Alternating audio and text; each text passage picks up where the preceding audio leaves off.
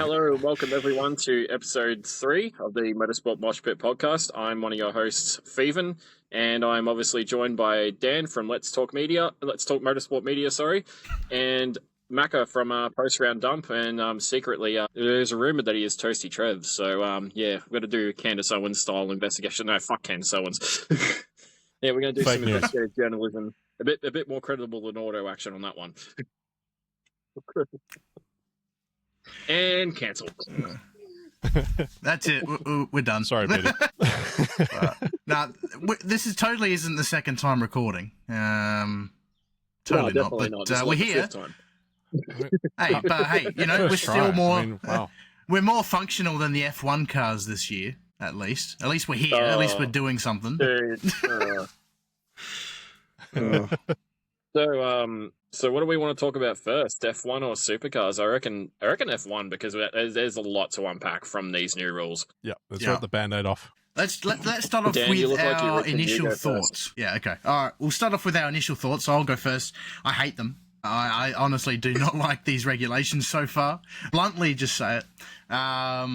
The cars look cool, the active aero's cool, and the overtake's cool, but I hate the power units. I spoke about this on my pod. I hate the fact that it's 50-50, and the fact that they rely on battery, and whoever can go faster or win or overtake is purely comes down to battery usage, just doesn't scream Formula 1 to me. And the fact, by the way, these cars don't scream either, is disappointing. But besides from that, obviously, brand new regulations, a lot of issues, you know, at the beginning, but I'm sure they'll get better and better as the year progresses. But so far, not a good start. I thought it was perfect in every way. This segment's brought by the FIA.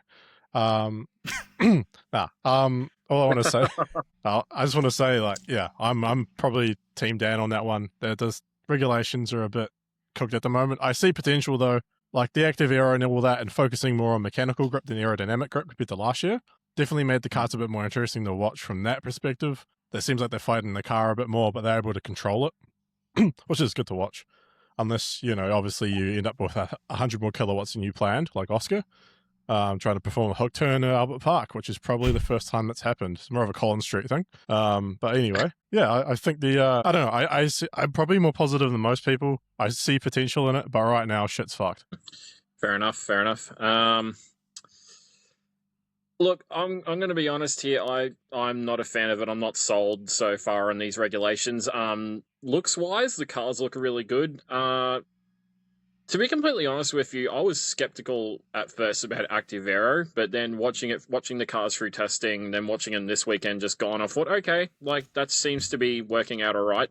But this 50-50 power split, like, come on, that is not F1. Like, that is not racing. This F1's tried to come out and say, like, oh, there was 120 overtakes compared to 45 overtakes last year at Albert Park. I'm like, well, one, this was a dry race compared to wet, so you've got to factor in. Two, and I think the race podcast made a very good point on this. How many of those so-called overtakes actually stuck? Like, how many people got repassed like 5 meters later?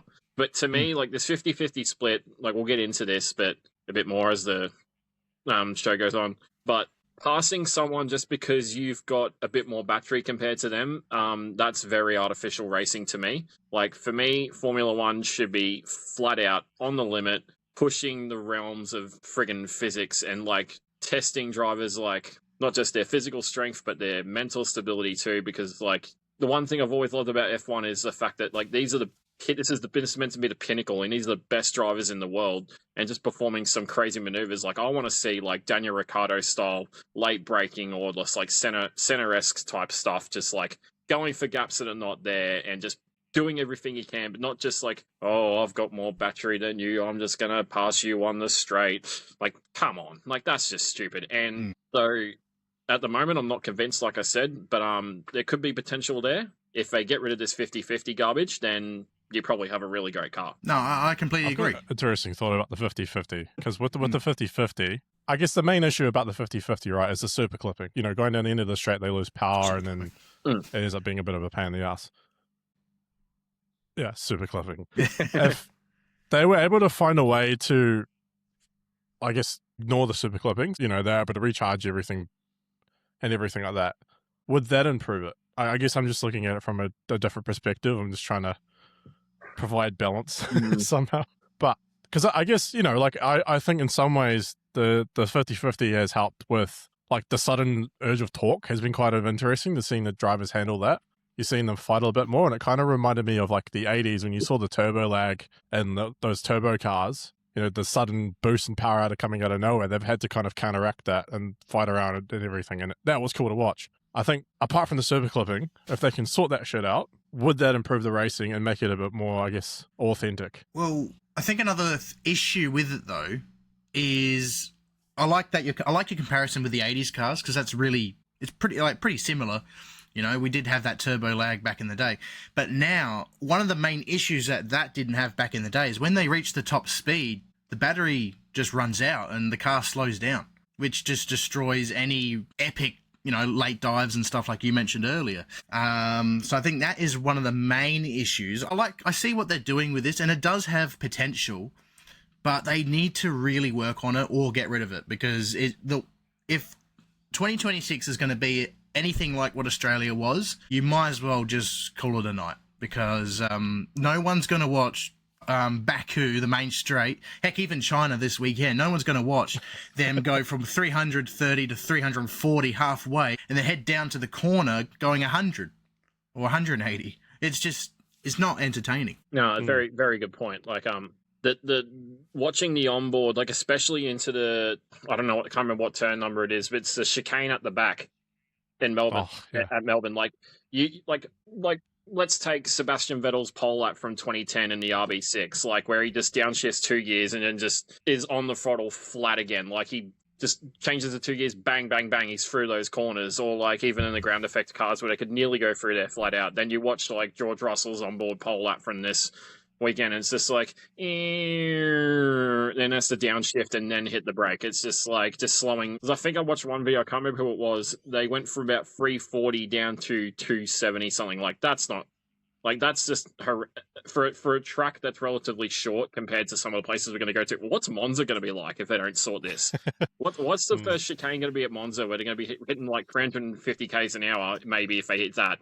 Then we're going to be doing like, let's just approach the chicane, let's break at the 100-meter board, let's just say 95 k's an hour. Come on, like. What about 130R around Suzuka? I was reading that's going to be interesting. Oh yeah, definitely. Yeah. I was reading about it, and the main constraint about the super clipping, I guess the reason why it happens is because the batteries are too small. So I guess the argument is like just as a potential solution, I guess, if they could increase the capacity of the batteries so that there isn't super clipping, would that actually increase the quality of the racing? Like, I'm just thinking of like a short-term thing, because obviously replacing an entire set of regulations, that takes a very long time. Could they just, I don't know, chuck a couple more batteries on? Because I think right now that's probably what Honda needs. Yeah. Honda just needs to not be in Formula One. Alonso though, like seriously, how is he not turned into a serial killer at this point? Like, well, I must say, the most amazing thing is the fact that he nearly got into Q2. Like, it's a good point. It was actually an opportunity. He went into Q2. I was just like, but you got to remember, Alonso though is one of those drivers you can drag a pile of crap into any situation. Like, but yeah, the super clipping argument, like, look, I'll cut F1 some slack here. I know I can somewhat see what they're trying to achieve, because they're always pushing the boundaries of technology and design, and like obviously the leading example and like where motoring will try and be in the future. But the 50-50 split, it just doesn't make any sense to me. And the super clipping is, like I said, it's just horrendous. Like, maybe they can fix it with like making the ratio maybe a bit more engine power compared to battery power. That might solve it. I don't know. But they're definitely going to fix some of these issues they're having with some of the software in the cars too, because like it had that crash that Max had in qualifying. Had that happen anywhere else, he was at the risk of hurting himself or someone else. Like the fact that he was in the gravel pretty quickly. Like, can you imagine if he had that at somewhere under normal circumstances, somewhere like Spa or Monza? How far would that car have gone? Remember his... Oh god, yeah, that'll be bad. You remember his crash with Hamilton back at Silverstone? I can picture that happening just without Hamilton, just with the car itself causing that. An accident like that can easily happen. Yeah, exactly. Like you make a good point because there was so many issues. Obviously, Oscar's main reason his issue happened was because he had low energy to begin with, and all of a sudden he had an extra 100 kilowatts. But then we had so many cars that failed to either get out of gear or just suddenly lose power. Like we saw that with Bortoletto in qualifying. Lindblad nearly crashed into the back of Lawson. But then also in the race as well, Colapinto dodged Lawson in the race. How close was that? That just was not being able to get going. Scary. Yeah. Oh, I shit myself. Apparently Lawson even had drive no power.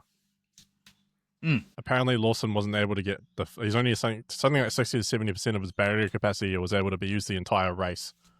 Really? Fucking hell. So yeah, right. So something like that. That's why he had such a shocking start. Yeah, wasn't Kimmy's crash caused with us by a similar thing too? Was that purely just Kimmy's fault? I have to have a look at it again because I'm not sure. Yeah, he was also like quite on the curbs. Yeah, he was on the curbs a little bit. But then when McLaren said that Oscar had the power spike too, like they say it's 100 kilowatt. Don't quote me on this, but why do I have a feeling that McLaren's only just saying 100, so no one really suspects anything? Like to spin around the way he did, obviously he would have had to have had a lot more than that. That's just my opinion.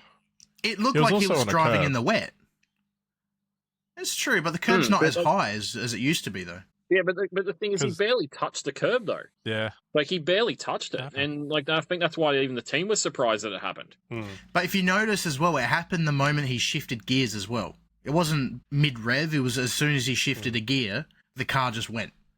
Yeah, I think I read somewhere that they reckon that pretty much gave him the sensation of full throttle as soon as he touched it. Do you reckon it's kind of similar, like, I guess with like old school Vet supercars, when they had like the spool diff, and like, if they change down in a corner, they just immediately spin. Do the F1s, because I guess with the new electric vehicle technology that they're utilizing now, because most of it is deployed through that, and it's kind of a similar diff in a way, does that have something to do with it? I mean, that makes sense. Like, it's just like the diff, the diffs are completely different. Yeah, I'll have to have a look at the regs, because I don't know. honestly, I'm just a guy sits on a couch. No, but you might be onto something, though. It could well and truly be the case. Yeah, it's something I'd have to read more into for sure. But I know, but I know for a fact that Max's crash was a software issue because the team came out and said it. Yeah. Like as soon as he touched the brake, the rear axle just locked. Like he had Max couldn't do anything. Even as soon as it went, you could see he was trying to counter steer to get out of it, like stupid cat-like reflexes. But yeah, he was just there was nothing he could do. Like literally, like not even Max was going to save that. Yeah, come to think about it, I remember. I'm not sure if you guys listened to the Apex Hunters United podcast with Carl Ryden, because he's obviously involved with F1 now, and he was saying that the majority of the brake bias in the new cars is to the rear, and there's a point where teams were literally not going to use the front brakes. So maybe it could be, So you reckon maybe they're using a smaller disc, perhaps?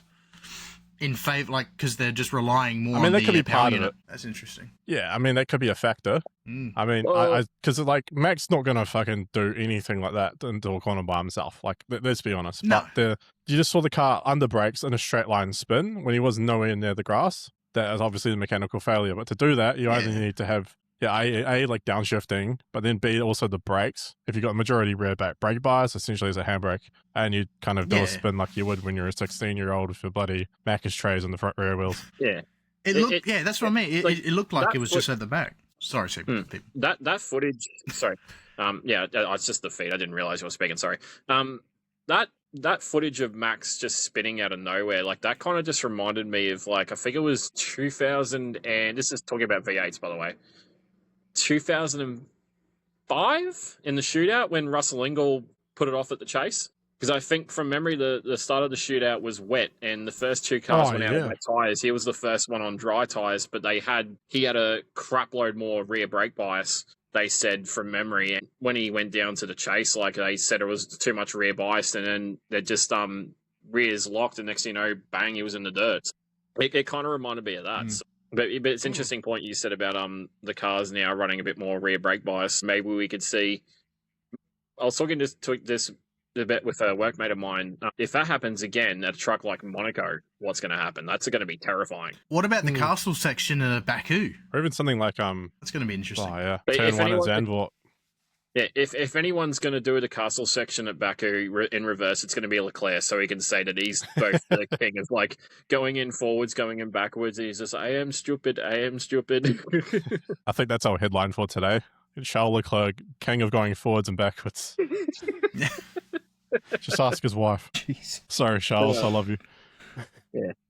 But no, overall, like the first half of the race on Sunday was entertaining. I liked the back and forth with Mercedes and Ferrari. It reminded me like the Lewis and Sebastian days, obviously, but this time it was not just them, it was another car in the mix, and then obviously Kimi was a bit too far back, but it was kind of like, okay, cool, we've got the Ferrari versus Silver Arrows rivalry going again, but yeah, but then the second half of the race was just dull. I think I fell asleep for about 10 laps before the finish as well, so woke up just before Latte Boy crossed the line, so... One thing we can guarantee this season, apparently, Ferrari are fast, but they're too busy racing against themselves with strategy yet again. They fumbled the race once again. What was that? Seriously. Traditions. What were they like? I am sorry to any Ferrari fan who may be listening to this, especially you, Richie. Actually, I'm not sorry. Screw you. Or any Ferrari fans, like McLaren all the way. But what is it with Ferrari snatching defeat from the jaws of victory? Like, come on. Like, you had that race sewn up, and then you've got Hamilton blowing up on the radio saying, why aren't you pitting us, or why didn't one of us pit? And all you can hear is, plan A, plan A. I'm like, oh my God, like, you've done it again. It's 2017, it's 2018 all over again.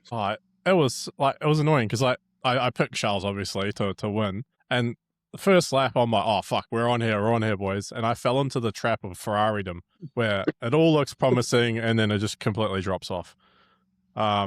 Fucking hell. Like, they should have had at least one person go into the pits under that virtual safety car, because, but regardless of all that kind of stuff going on, they've obviously got a bloody good car. If they can kind of get the engine up to that Mercedes level, it's going to be bloody competitive. I mean, and heading into China, like I've heard they're bringing the kebab wing, the chicken rotisserie wing. Chicken. So the rotisserie chicken. Yep, that's right. So it's going to be interesting. So maybe they'll put some like sweet and sour sauce on it and give it some cultural flair. I don't know. Sorry, that just reminds me, Dan, we were right in our predictions for the Melbourne Grand Prix. Hell yeah. We picked George. We did. I said, to be honest, before you said that, I actually forgot what happened last week. But the moment he went out the box in quali, I was like, he will be hard to beat in the race if he can get off to a good start, which he somewhat did, way better than Kimi did. He was flying. But even when Ferrari were... The thing I want to point out as well, Ferrari were 10 seconds ahead? Yes, they didn't pit, so it's on them. But George was closing in extremely fast, which was quite concerning. We're really going back to 2014. The horsepower, man, it makes such a difference, especially at Albert Park. But I'd be kind of curious to see going into different tracks with different variants of speed and delivery. It's going to be curious to see if like Ferrari can kind of take advantage. Like China's obviously got like a kilometer long straight, but then it's also got all these twisty components to it. So will that work for the Ferrari? I mean, I guess it's going to be very interesting to find out, because right now that Mercedes is looking bloody threatening. And it looks, 2014 PTSD, here we come. Yeah, exactly. I'm not ready for another 8 to 10 years of Mercedes dominance, bro. Like, I can't do it. I don't know why, but I'm not a fan of George Russell. I don't hate him. I'm just like, oh, you again. See, I don't mind Toy Story. Yeah, Woody from Toy Story. Yeah. I don't mind him. If I had to choose between him and Lando, it would be George. If I was held at gunpoint, that's a fair choice. But what I'm more excited for is to see. Sorry, Pheven. Just one thing I am excited about is seeing if Kimi wins a race this year, which I reckon, based off his performance this weekend, there's no doubt. No, I reckon Kimi will win a couple of races this year. to be honest. But one thing, but you're saying about Brits just and I didn't mean to interrupt, but how do we reach the dimension where Lewis Hamilton is the least insufferable British driver on the grid? How did we reach? What dimension is this? Like, despite not listening to the strategy like Ferrari, he was the happiest I've ever seen him in 24 months. You know, he was so happy with P4. But they make a good point in the commentary team this weekend that Lewis hated the ground effect cars. He only appeared on the podium 4 times during that period. So for him to straight up already be 4th and happy, and it just shows, you know, he performs way better. And hopefully we have a good year with him. Only 4 times. Could be wrong, but it's not a lot. Yeah, I swear it's more than that. I'm going to chat GBT it. I swear he had multiple podiums for the ground effect era. He only won 2 races, though. Maybe it's the races I'm thinking of. I'll have a look. Yeah, he only won 2 races. He had 2 race wins in 1 pole. I can hear Pheven. I can hear Maka typing away. I'm trying to beat him to it. Yeah, I'm just trying to think. Yeah, I swear he had more than that. 20 podiums. They had 20 so podiums. A little bit more than 4. 9 and 22. Yeah. 2 wins, yeah. I guess sorry. that's right, yeah. Because, in 22, that's when he, the 0 fucking... Yeah, 0. Oh, was it Sebastian Vettel said it was the drop car? Yeah. And then they sorted their shit out and it was actually decent towards the end of the... But one thing I want to quickly talk about is I don't think we've seen the best from Red Bull yet. Oh, definitely. Yeah. Definitely not. Yeah. Agile was amazing. I want to know where really want to know where Agile would have finished had his engine not failed. I reckon in the 5. Those Ford engines look very strong. No, definitely. And Hadjar is a talent. You know, but compared to Lawson and Sonoda and the last drivers to drive that car since Perez, he is probably the closest we've had to Ricciardo and Max, you know, in terms of equal talent. Hadjar's definitely up there. I call him Alain Prost, you know, because that's exactly who he is right now. So he will definitely be one to watch this season. Oh, definitely. Because even like the racing bulls, because they obviously use the same engines and such, they were doing a bloody good job. They're arguably, you know, getting in the points and things. But then, yeah, the fact that if you put that in a Red Bull package, which is meant to be a lot better, I mean, there's a lot of promise. Because, I mean, Max came from buttfuck nowhere to fucking, you know, to get, what did he finish? 5th or something? 6th. Yeah, he finished 6th behind Lando. Like, that's a bloody impressive. And to do that, imagine if he qualified like 5th, you know? Like, it kind of makes you think. Like, I know there's strategy involved with it and all that, but I don't know. It's just a bloody decent curiosity to think about. Like, I'm just curious. Is that also the fact that Max was mad? Because I think when he's pissed off, that's when you get an extra tenths a lap. Easy. Always. But one thing you got to remember too is Max started the race with battery issues. Yeah, that's right. So did everyone else. Similar to Lawson as well. But Max was complaining about having no power after the formation lap, and but he still drove through like a madman to finish sixth from starting 20th in these cars, which is very battery dependent. So like I said, I reckon there's more to come from Red Bull. Like I was so gutted when I saw Hadjar's car pulled over to the side, because I reckon he was easily top 5 or even top 4 finish that day. But and bloody impressive too. Like third on the grid for your first qualifying for the main team. Like that's seriously freaking impressive. That's similar to what Max did when he joined Red Bull. Like I think he qualified 4th on his debut for the main team. So yeah, I'm expecting. And he won on debut too. I'm really expecting some awesome things from Hadjar later this year. So no, I agree. And if you think about it too, it's funny enough. This was his first Australian Grand Prix because he never got to start last year. But he is also yet to finish an Australian Grand Prix, which is also quite funny to add. I want to talk about quickly your opinion on the race starts, because obviously that was a hot topic for testing, and we had a feeling that Ferrari would take advantage straight away, and they did in the race. But my God, I hated watching how slow those cars were when they took off. That was so pathetic to watch. But as predicted, though, Ferrari 1-2 straight away, pretty much. It was like watching a start in the wet. Yeah. That's exactly it. Yeah. I think, like, as they get more used to it, because you even watch throughout the race, they got more and more used to the cars, how they deliver the power and all that kind of stuff. And then towards the end, like, I mean, but I think they'll get a lot better at the starts. I think probably in a couple of races that we won't even be talking about this issue in theory. I think the teams move so quickly, the drivers move so quickly. Like, there's a good chance this shit won't happen in a couple of races. And if it does, then we can only hope. I mean, if you're a Ferrari fan, they're like, nah, leave it as is. It's perfect. Leave it alone. Yeah, no, I agree. Like, there is part of me that wants Ferrari. There's part of me that wants Ferrari to win, just because I've seen so many people that are just so heartbroken by it. And it'll just be nice to get like a bit of redemption, because there's part of me watching Schumacher and the back of the day that makes me go, I want to see that back, but I don't know. And considering the amount of world-class drivers they've had who haven't been able to do it, like you've had Alonso, you've had Vettel, you had Raikkonen won a championship for them, sure, but then you've got a generational talent in Charles Leclerc. Now you've got statistically the best of all time, and then gosh, who else have they had over the years? And the fact that they still haven't delivered, no one was able to deliver. Not to say I know and tried, but it's just it's more a team issue. It's seriously just a team issue, but not just in the F1 team itself. I think Ferrari really need to sort their bull crap out. I think even further up the chain, because there's got to be something holding them back. Obviously there's a weak link somewhere. They just got to seriously nail that, get rid of it, and. Or just imply the same stuff they did when Schumacher was in the team. He had those 3 or 4 key people around him. He had Ross Brawn, he had Jean Todt, and who else was there? Gosh, this is going on.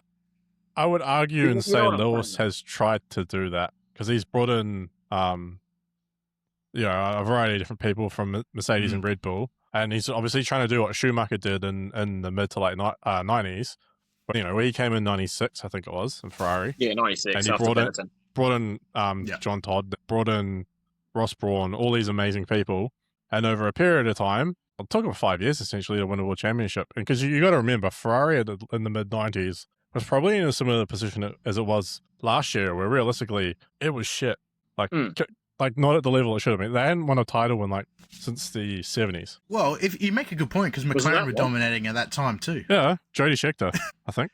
They didn't win anything in the 80s. The title, I mean. Well, was Jody Scheckter the last one since Niki Lauda? Shit. Okay. Yeah, because they didn't win it. They kind of fucked up in the turbo era, and then the 90s. Right, no, you're right, because they had that massive period where they just didn't win anything. And they spent big money bringing in some pretty amazing engineers in the 80s and 90s. Yeah, and then they got Prost. Because Alain Prost nearly won against Senna, then Senna caveated him into the fence. So yeah, karma for the previous year. He's been full Irish in open lobby. About the car. Yeah, exactly. And then Prost bitched about the car, and next minute he gets fired. Because you're not allowed to complain at Ferrari, because everything is perfect there. Typical. That's unreal, isn't it? Imagine just saying, being someone like Alain Prost, multiple world champion, one of the legends of the sport, just being this car's a shitbox, and then immediately getting the punt. Imagine that today. Yeah. Imagine Lewis Hamilton now can just say, nah, the car's shit. Do you know what? Who would do that now? Flavio would do that right now. He would be the type of person that if the driver complains, he's gone. Fuck off. My car's perfect. Shut up. Or he clamps your balls or something. If someone like Barry Ryan was controlling an F1 team. Oh dear. That'd be if it's anything hilarious. like this year. It'd be a fucking... But just anyway, one more thing I want to touch on with F1 is same with Red Bull. We really haven't seen McLaren's potential yet, I feel. I mean, obviously what happened to Oscar, I couldn't believe what I was watching when that happened, but we need to break that home driver's curse. We have to do something, because that's just getting out of hand. Or maybe all the luck was used back in 2002 when Webber finished 5th on his debut, who knows? Yeah, but Lando 50 seconds behind Russell at the end. Oh, yeah, that's right. Dan's got to jump off for a sec. Anyway, but Lando finishing, 51 seconds behind the leader at the end. I mean, and part of that was strategy too, and he didn't get clear air. But I think the fact that they qualified 5th and 6th, that's not too bad. I mean, they're not going to have it easy this year, obviously, because I think Mercedes is the runaway package, followed by Ferrari. But I don't know. I just got a feeling we haven't seen probably the best from McLaren as yet. So not sure what your thoughts are. 100% agree, really. Like that, the show promised. They've obviously got the Mercedes engines, but I actually read an article today about the fact that they reckon they haven't got the full Mercedes engine just yet. Yeah, they haven't got the same level. Yeah, I think Mercedes was holding out on the customer teams. Yeah. So that kind of makes me think that once they get something similar to that and they get a grasp of the actual way that the engine performs and the delivery and all that jazz, I think they're going to be a lot more up there. But even then, like in the race, like Lando was doing some great results. Like he was actually battling Verstappen a fair amount. There's some solid race pace, and yeah, like to do something like that, especially considering Verstappen was bloody pissed off and getting all the way from the back of the grid. Like it really shows the potential. But it was a real shame to watch Oscar not start. I mean, he'll bounce back for sure. He's just like, as much as he may be feeling crap for a couple of days, but Oscar, he's one of those drivers like. But the one thing that really strikes me about Oscar is the fact that he'll own a mistake straight up. Like some may see it as a weakness, but others too, in the other sense of like, okay, he's owned his mistake. He knows how to move forward from something. So I reckon he's just going to put this to bed. He's going to put what happened in 2025 behind him already to bed, and just come out and just. I really hope he has a really great season. Can he win the title? Honestly, I wouldn't be surprised if it's a Mercedes 1-2 at the end of the year. But at the same time, too, we don't know what the development war is going to be like this year between the top 4 teams. But it's anyone's game at the moment. I feel because as much as Mercedes is the strongest package at the moment, I've got this weird gut feeling that this year could be very track dependent for the top 4, especially. Like I think there's going to be tracks where you see Ferrari shine. There's going to be tracks where McLaren shine. There's going to be tracks where Red Bull shine, like and so on and so forth. Yeah, but like I said earlier, with these regs, I'm not sold yet. But that may change at the end of the year. Well, who knows? But they need to do something because that's right now that racing is so artificial. It's not funny. You may as well just put them in a freaking simulator. Yeah. It's going to be interesting to see how the development war goes on because I believe I can't remember where, but certain teams that are lower down the spectrum will actually get more development credits. So it'd be curious to see. I might even be for next year. I can't remember, but it seems like they're going to have more engine development time for the teams that are performing worse to allow them to catch up. So it's going to be curious to see what happens there. Because, I mean, if you go back to 2022 when there was the last new regulations, this time everyone was like Ferrari world champions. Here we go. Yeah, people like Haas doing really well as well. And then you go to the end of 2022 and Max Verstappen's the champion and he pretty much came through and kicked everyone's ass towards the end. So once Red Bull sorted out the reliability, because that car was car was aerodynamically very, very strong. It was just that first couple of rounds, the power unit. Well, no, I don't think the DNF was a power unit. I think it was a fuel sensor issue or something on both cars. Failed within a lap of each other, but then once they got the reliability sorted, they were untouchable. So yeah, it just shows like with enough development and them getting comfortable with the car and how to extract speed from it. Anything's possible. Even McLaren the next year afterwards, 2023, I think it was, they had the absolute shitbox at the start of the year. And then towards the end of the year, they were showing some really good results. And that obviously led on to 24 and 25, where, they won the Constructors' Championship and everything. So it just shows all it takes is just a bit of development and you can get back up there. And a shit ton of money, like ridiculous amount of money. Yeah, I think Red Bull and McLaren are going to be those ones who do that. I think right now it's a dogfight between Mercedes and Ferrari. I can honestly see that I've got that feeling that we can see McLaren step it back up and we can see Red Bull step it back up. Then it's just a case of who's going to lead the midfield. I wouldn't be surprised if come by the summer break it's a two-way race between Racing Bulls and Haas, to be honest, because they both, I think it was Haas was double points. No, sorry, Ocon finished just outside the top 10. But Bamman and Lindblad both finished in the top 10. So that Racing Bulls was fast, man. That was awesome to watch. Yeah, and it makes you think, because obviously Liam had that issue at the start, and then I think Ocon had a shocker as well. So if they can get the shit sorted at the start and have all the performance, it's going to be a really interesting battle in that kind of bottom end of the points. But one thing I wanted to point out actually, I don't think it's been talked about enough, is the fact that Audi got points on debut. Oh, dude. like that's my round of applause for the moment. Like, Bortoletto, man, like that's a round of applause type thing. Like that was a solid drive, and like Q3, like I think now like he's really got the opportunity to go like, I'm number one in this team now, Hulk. Like you're old news, like get out, like. Like he's and got to like that. To pull one up on the Hulk is bloody incredible. Oh, 100%. And like points on the debut, like, and to think like they could have maybe had double points had Hulk's car started, but yeah, who knows? Did you also see that Toto Wolff's looking at buying into Alpine? Is he? Sorry? Toto Wolff's looking at buying some parts, some interest in Alpine. Oh yeah, I did see that. Yeah. Yeah. How have I not seen this yet? I find that crazy. Like, you know. Yeah. No, so he's in a bidding war with Christian Horner. I'm the one who friggin' shared it. Yeah. I'm just trying to elegantly bring us into the podcast. Well, yeah, 24% stake. It's got to make you wonder why though. Why would he be so interested in Alpine? Is it because of the Mercedes engine deal? Potentially. He's had shares in Williams and Mercedes at the same time previously, in the early 2010s, I believe.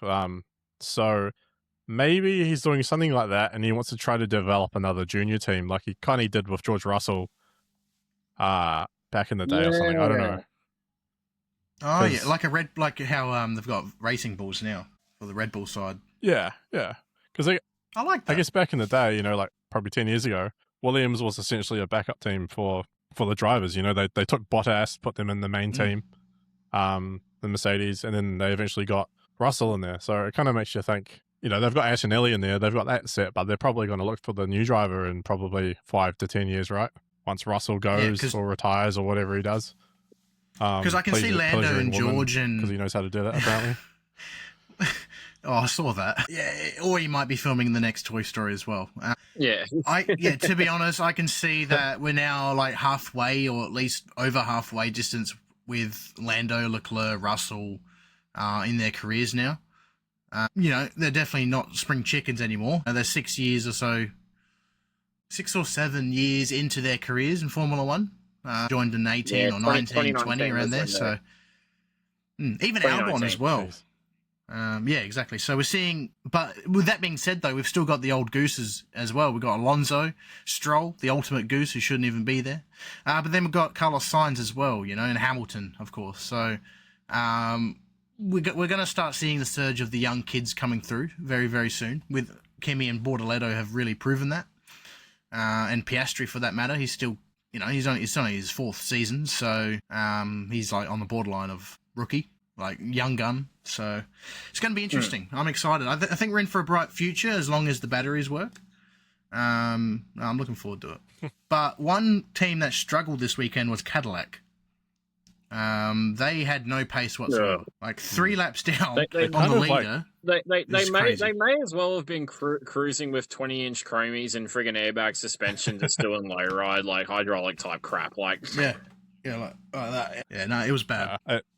I've been following their they've got a really good YouTube channel, and they've been going through the development of the car and everything. They're doing like a video every couple of weeks or whatever, and you can tell that they're going for a really conservative route. Like they're not really expecting to be up the front or anything like that for like a couple of years, which is kind of a weird approach. But I'm curious to see how that will go. But I have a feeling they're just building themselves slowly until they start building their own engines in 2028 or whatever it is. So yeah, I don't know, but yeah.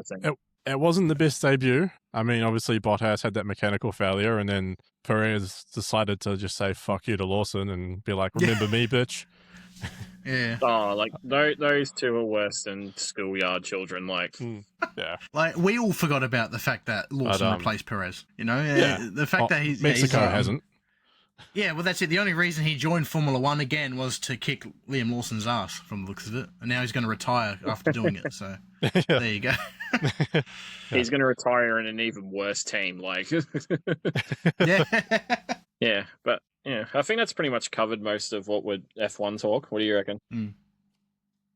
I'm satisfied. Yeah, all right. Probably one thing that I guess, I mean, I'm pretty satisfied, but just one thing that I found really odd, and I can't believe no one really picked up on this, is the fact that after the race, all the cars went silent. They just went on to full EV power. Did you notice that? No, I didn't. To be honest, I wasn't. They go into I wasn't paying attention. They're like almost silent. Yeah, right. Fair enough. Everyone was sleeping at the time, I guess. Look, but yeah, they go into like a full harvest mode, and everyone was just like, I was just like, I thought the audio was out or something. Like, I was just like, yeah, right. What? And then to be fair, I zoned out. Mate of mine's like, nah, they're all dead. Off. Yeah, right. So it's kind of like the prototype cars then. You know, when they enter pit lane, they're in the EV mode. Exactly. Yeah, right. But the difference is they actually have decent sounding engines. Yeah. Oh, have you seen the Cadillac going out of the pits? Oh. Yeah, that. Heck, even IndyCar still sounds the same, even with hybrid engines. You know, they still sound better than Formula One. So Formula One, whatever they're doing is stupid. Point proven. Yeah, just chuck a V8 in it. Call it a day. Yeah, that's it. That's exactly right. Yeah. You know, because I want Cadillac to come in with like a fucking LS7. Yeah. And just be like, nah, this is us. We make the rules here, bitch. Can you imagine the Ferrari with like a 458 motor just sitting out the back and just like... Oh, that'd be amazing. Yeah. One good thing about these regulations... Red Bull with like a coyote motor just sitting out the back of the car, and Max just like comes past with like... Just big arm tats everywhere, just like full redneck style, just.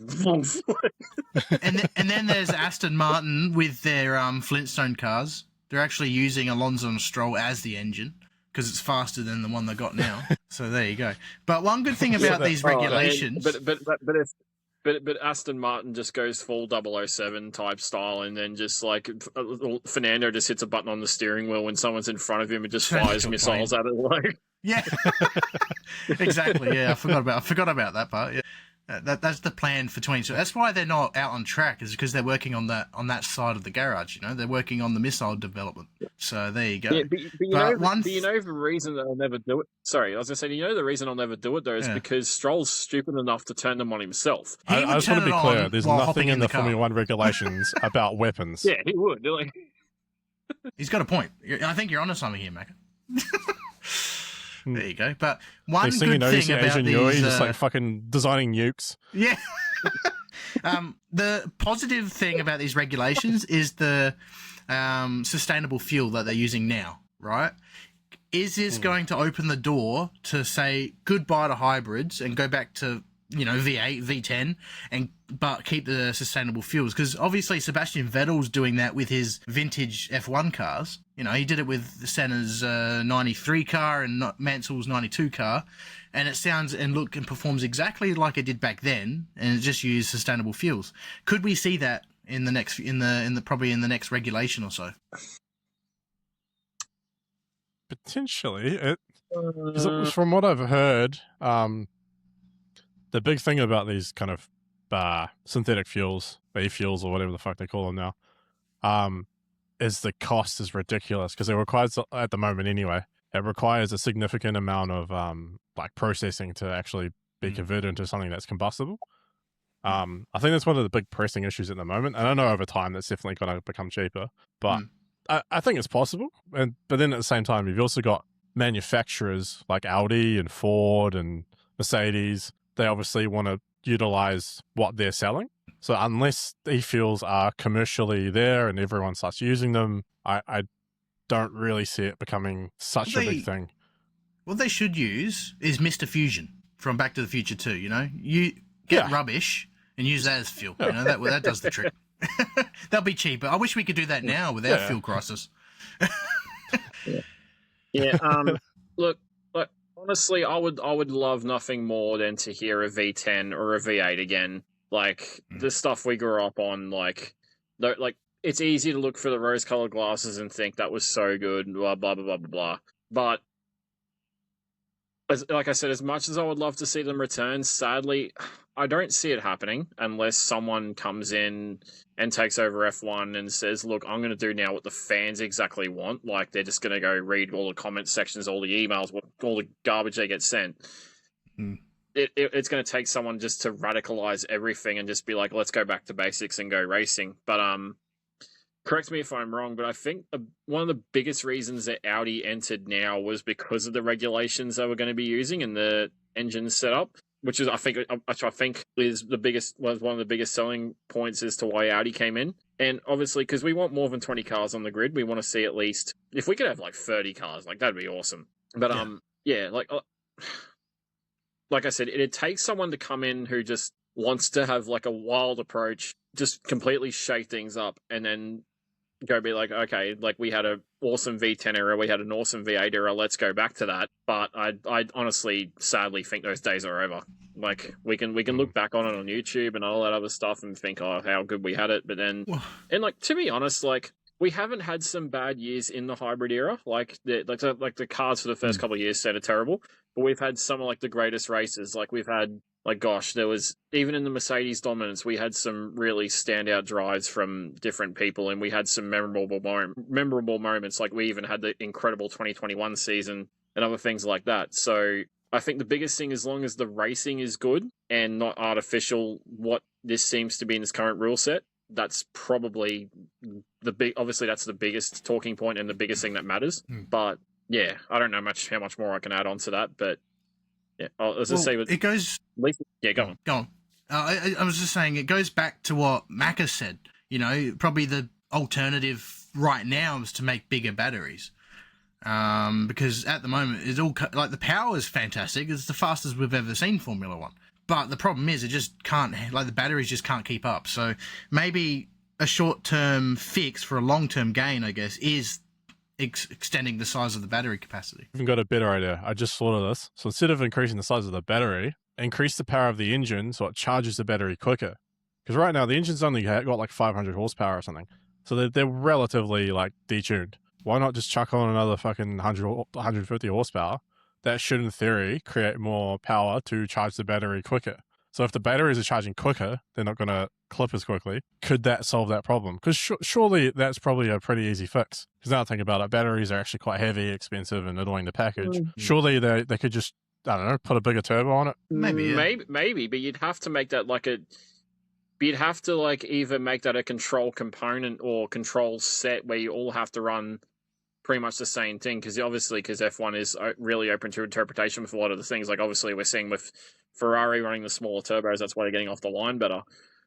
But yeah, I think it could be worth a try. But also too, I think it'll go back to what Max said a couple of years ago. Like the one thing that he was fearing was you're going to have a massive development war between the teams, and it's just going to cost them millions of dollars each season. But especially now we're in the cost cap era, like how many teams are actually going to, or will be willing to like risk spending that money just for like, I don't know, another 50, 60 Ks down the straight, and yet their aero package is terrible, or development in other areas is just like quite frankly shithouse. Like, so yeah, they said a hire better accountants in. No, but if they did that, I don't know. Obviously, I don't know how much Formula One works in that era, in that area. Sorry, but if they were going to do that, you'd be like, okay, FIA, you pay, you cover the cost for all the teams to do that. Don't include it in the cost cap. That's not very FIA though, is it? They're not known for that. Yeah, it's usually goes the other way.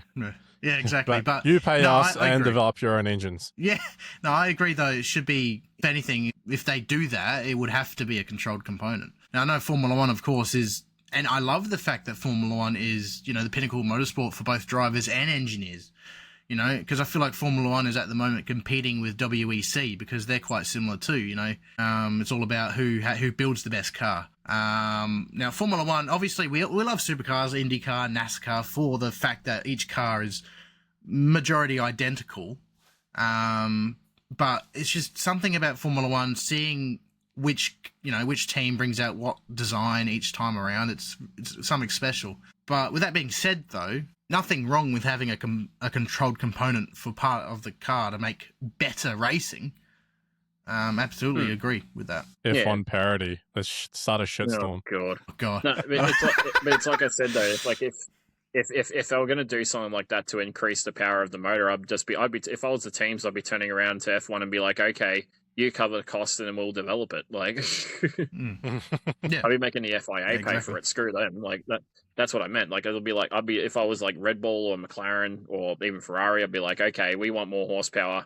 We don't want to cut into our cost cap. We're going to develop it, and whoever friggin' runs it, be like, hey, you get the bill. Like, FIA, Formula One makes so many $1 billion a year. You friggin' pay for it. Like, but anyway, that covers. Thanks for listening, everyone. That covers our chat about the F1 Melbourne Grand Prix. And stay tuned for our upcoming episode about the support category, nonetheless, V8 Supercars. So, yeah, thanks for listening. Like, share, subscribe, spread the word of Motorsport Mosh Pit, and Dan finishing P2 and Content Creator Cup. Gonna happen again. I'm getting looks. Yeah, okay, Dan's just died. He's still alive enough to give us the finger. My final words. Yeah. Anyway, again, I am Pheven. Thanks for listening. Maka, screw you. Dan, screw you. You finished P2. Catch us in the next episode, guys.